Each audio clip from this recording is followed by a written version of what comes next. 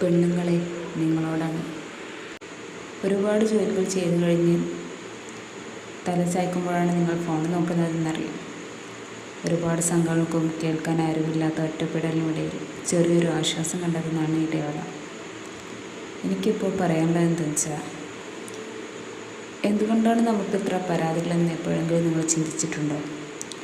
ഭർത്താക്കന്മാർ നമ്മുടെ പല കുറ്റങ്ങളും കണ്ടുപിടിച്ച് പറയുമെങ്കിലും അവർ നമ്മളെപ്പോലെ നോക്കിയില്ല, മിണ്ടിയില്ല, പറഞ്ഞില്ല എന്നുള്ള പരാതികളൊന്നും പറയാറില്ല.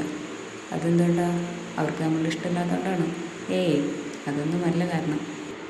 അവർക്ക് കാണാനും കേൾക്കാനും നടക്കാനും ഒക്കെ ഈ ലോകം എപ്പോഴും തുറന്ന് കിടക്കുകയാണ്. നമുക്കങ്ങനെയല്ല. നമുക്കൊന്ന് പുറത്തു പോകണമെങ്കിൽ ഒരുപാട് പേരുടെ സമ്മതം ചോദിക്കണം. ഇനിയിപ്പോൾ ഒരു കുടുംബശ്രീയൊക്കെ തുടങ്ങി ഒരു ഓട്ടോ വിളിച്ച് പുറത്തു പോയി അടുത്തുള്ള ഏതെങ്കിലും ഫ്രീ പാർക്കിൽ പോയിരിക്കാനെങ്കിലും നിങ്ങൾ സമയം കണ്ടെത്തണം. ഇനി അതൊന്നും സമ്മതിക്കാത്തവരാണെങ്കിൽ ഒരു പാത്രം കൊടുക്കാനാണെന്നും പറഞ്ഞ് അടുത്ത വീട്ടിൽ പോയി നിന്ന് കുറച്ച് നേരം മനസ്സുറന്ന് സംസാരിക്കണം. അതല്ലാതെ നമുക്ക് അവരെ പോലെ പുറത്തിറങ്ങി നടക്കാൻ എപ്പോഴും കഴിഞ്ഞുകൊള്ളുന്നില്ല. അവർക്ക് നമ്മളെപ്പറ്റി ചിന്തയില്ലാത്തതിന് കാരണം തന്നെ അവർ വീട് വിട്ടിറങ്ങുമ്പോൾ അവർക്ക് അവരുടെ ഫ്രണ്ട്സ്, അവരുടെ കൊളീഗ്സ്, അങ്ങനെ നാട്ടുകാർ, അവർ പരിചയമുള്ളവർ, അങ്ങനെ പലരെയുമായിട്ട് അവർ കാണുകയും സംസാരിക്കുകയും ഇടപെടുകയും ചെയ്യാണ്.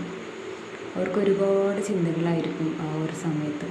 നമുക്ക് രാവിലെ മുതൽ വൈകുന്നേരം വരെ ഇവർക്ക് എന്ത് ഭക്ഷണം കൊടുക്കണം, വരുമ്പോൾ എന്ത് ചെയ്യണം, ഇനി ഇന്ന് ചീത്ത കേൾക്കാതിരിക്കാൻ എന്ത് ചെയ്യണം, നാളേക്കുള്ളത് എന്തൊക്കെ റെഡിയാക്കണം, അങ്ങനെയുള്ള പല പല ചിന്തകളായിരിക്കും നമുക്ക്.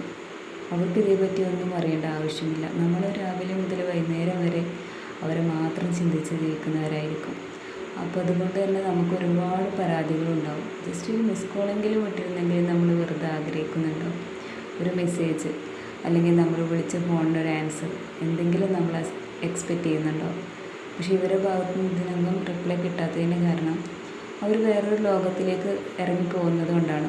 ഒന്നുകിൽ ഭാര്യയ്ക്കും ഭർത്താവിനും ജോലി വേണം. അതാവുമ്പോൾ രണ്ടുപേരും തിരക്കുകളിലാവുമ്പോൾ രണ്ടുപേർക്കും തിരക്കുകളുടെ കാര്യം പറഞ്ഞാൽ മനസ്സിലാകും. രണ്ടുപേർക്കും ഒരാളെ മാത്രം ആലോചിച്ചിരിക്കുന്നതിൻ്റെ ബുദ്ധിമുട്ട് വരില്ല. അപ്പോൾ നിങ്ങൾ എന്താ ചെയ്യേണ്ടതെന്ന് വെച്ചാൽ, ചെറിയ എന്തെങ്കിലും ഓൺലൈൻ ബിസിനസ് തുടങ്ങുക. അതിനും ചില ഭർത്താക്കന്മാർ സമ്മതിക്കില്ല. അല്ലെങ്കിൽ നിങ്ങൾ എന്ത് ചെയ്യും? ഒരു യൂട്യൂബ് ചാനൽ തുടങ്ങുക. ഇത് എന്നെ പോലെ ജസ്റ്റ് ഒരു നമ്മുടെ കുട്ടികളുടെ വീഡിയോസ്, അതല്ലെങ്കിൽ അടുത്തുള്ള പൂക്കൾ, ചെടികൾ, പ്രത്യേകിച്ചൊന്നും വേണ്ട. ജസ്റ്റ് ഒരു എഡിറ്റിംഗ് സ്കില്ല് വളർത്തുക, അതല്ലെങ്കിൽ നമുക്ക് സംസാരിക്കാനുള്ള കഴിവ് വളർത്തുക, അതല്ലെങ്കിൽ ജസ്റ്റ് എന്തെങ്കിലും എഴുതുക, അതല്ലെങ്കിൽ വല്ല പാട്ടൊക്കെ വെച്ച് അതിൻ്റെ കൂടെ വെറുതെ പാടി നോക്കുക. നല്ല എന്തെങ്കിലും സ്കില്ല് വളർത്തി നോക്കുക. ഇതൊക്കെ നമുക്ക് സ്വയം മാറാൻ വേണ്ടിയിട്ടുള്ള ടിപ്സാണ്. അതല്ലാതെ ഭർത്താക്കന്മാർ നമ്മളെ ശ്രദ്ധിക്കണമെന്ന് പറഞ്ഞു നടന്നുകൊണ്ടൊന്നും നമുക്ക് സമാധാനം കിട്ടാൻ പോകുന്നില്ല.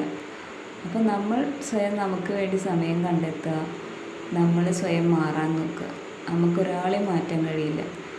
അപ്പോൾ നമ്മൾ സ്വയം മാറുന്നതിൻ്റെ ഭാഗമായിട്ട് നമുക്ക് എന്താണോ ഇഷ്ടം, ചിലർക്ക് ഫോട്ടോ എടുക്കാനായിരിക്കും ഇഷ്ടം, ചിലർക്ക് മേക്കപ്പ് ചെയ്യാനായിരിക്കും ഇഷ്ടം, ചിലർക്ക് ഇങ്ങനെ ഡ്രോയിങ് ചെയ്യാൻ താല്പര്യം ഉണ്ടാവും. ജസ്റ്റ് ഒരു പേനയും പേപ്പറും എടുക്കുക, എന്താ ചെയ്യാൻ തോന്നുക അത് ചെയ്യുക.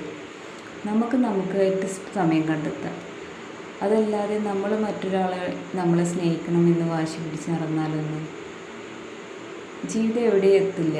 നമ്മളെ സ്നേഹിക്കുക, നമുക്ക് വേണ്ടി ജീവിക്കുക. അതിലെപ്പോഴെങ്കിലും അവർക്ക് നമ്മളെ വേണം, നമ്മളവരെ മൈൻഡ് ചെയ്യണമെന്ന് തോന്നുന്നുണ്ടെങ്കിൽ ജസ്റ്റ് മൈൻഡ് ചെയ്ത് കൊടുത്ത്. അതല്ലാതെ നമ്മളെപ്പോഴും അവർക്ക് അവൈലബിളായി അവർ വേണ്ടാത്ത അത്രയും സ്നേഹം നമ്മൾ അങ്ങോട്ട് കോരിക്കൊടുത്ത്, ഇപ്പോൾ ഒരു വയറ് നിറഞ്ഞ കുട്ടിക്ക് വീണ്ടും ഭക്ഷണം കൊടുക്കുമ്പോൾ ആ കുട്ടിക്ക് എത്ര ബുദ്ധിമുട്ടുണ്ടാവും. അതുപോലെയാണ് ചില സമയത്ത് ഭർത്താക്കന്മാരുടെയും അവസ്ഥ. നമ്മൾ അവർക്ക് വേണ്ടാഞ്ഞിട്ടും അവർക്ക് സ്നേഹം കൊടുക്കുമ്പോൾ അവർക്കതിൻ്റെ ഒരു വീർപ്പുമുട്ടലാണ്. നമ്മളുടെ സ്നേഹം അവർക്ക് വേദനയാണ്. അതുകൊണ്ട് ഇനി നമ്മളെ സ്നേഹിക്കുക, നമുക്കിഷ്ടമുള്ളത് ചെയ്യുക, നമ്മളെക്കുറിച്ച് ചിന്തിക്കാം. എന്താ അടുത്തൊരു പുതിയ എന്ത് കഴിവ് എനിക്ക് വളർത്തിയെടുക്കാൻ പറ്റും, അടുത്തത് എനിക്ക് വേണ്ടി എനിക്ക് എന്ത് ചെയ്യാൻ പറ്റും, എന്നെ എങ്ങനെ എനിക്ക് സ്നേഹിക്കാൻ പറ്റും, എന്നെക്കുറിച്ച് എന്താ ഞാൻ ചിന്തിക്കാത്തത്. ഇനി ഒരു 10 മിനിറ്റ് എക്സസൈസ് ചെയ്യുക. അടുത്ത 10 മിനിറ്റ് എന്തായാലും ക്ഷീണം കാണും. അപ്പോൾ പിന്നെ കൂടുതലൊന്നും ചിന്തിക്കാൻ സമയം ഉണ്ടാവില്ല.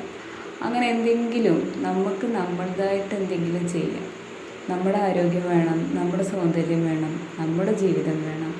മറ്റുള്ളവരെ കുറിച്ച് നമ്മളിങ്ങനെ രാവും പകലും ചിന്തിച്ചുകൊണ്ടിരുന്ന് നമ്മുടെ ജീവിതം തീർന്നു പോകാമെന്നല്ലാതെ ആ മനുഷ്യൻ നന്നായി ഹാപ്പിയായി ജീവിച്ച് മരിച്ചു പോകും.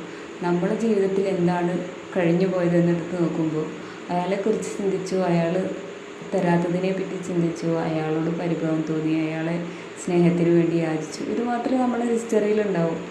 അപ്പോൾ ഇനി മുതൽ നമ്മളെ ഇഷ്ടപ്പെടുക, നമുക്ക് വേണ്ടി ജീവിക്കുക, നമുക്ക് വേണ്ടി മാത്രം ടൈം സ്പെൻഡ് ചെയ്യുക. ബാക്കി സമയമുണ്ടെങ്കിൽ മറ്റുള്ളവർക്ക് വേണ്ടി കൊടുക്കുക. ഓക്കെ, നമ്മളെ സെൽഫ് റെസ്പെക്റ്റ് ചെയ്യുക, നമ്മളെ സെൽഫ് ലവ് ചെയ്യുക. അങ്ങനെ നമ്മളെ തന്നെ സ്നേഹിക്കാൻ തുടങ്ങുമ്പോൾ പിന്നെ നമുക്ക് മറ്റുള്ളവരുടെ സ്നേഹം ആവശ്യം വേണോ എന്ന് തോന്നും. ഓക്കെ, ഈ മനുഷ്യന്മാരിൽ നിന്നും നമുക്ക് സ്നേഹം കിട്ടിയിട്ട് തൃപ്തി വരാൻ ചാൻസ് കുറവാണ്. കുറേ കഴിയുമ്പോഴെങ്കിലും ഒരു അതൃപ്തി വരും. അതുകൊണ്ട് തന്നെ നമ്മളെ സ്നേഹിക്കുക. എല്ലാവരും നമ്മൾ ആഗ്രഹിക്കുന്ന പോലെ നമ്മളെ സ്നേഹിക്കണം എന്നില്ല. പിന്നെ മറ്റ് വരുന്ന പ്രശ്നം അത് സോൾവ് ചെയ്യാനുള്ള ഒരു ടിപ്സായിട്ട് ഞാൻ അടുത്ത വീഡിയോ വരാം. നിങ്ങൾക്ക് എൻ്റെ വീഡിയോ ഇഷ്ടമായെങ്കിൽ ലൈക്ക് ചെയ്യുക, സബ്സ്ക്രൈബ് ചെയ്യുക, നല്ല എന്തെങ്കിലും ഒരു കമൻറ്റ് ഇടുക. Okay, by.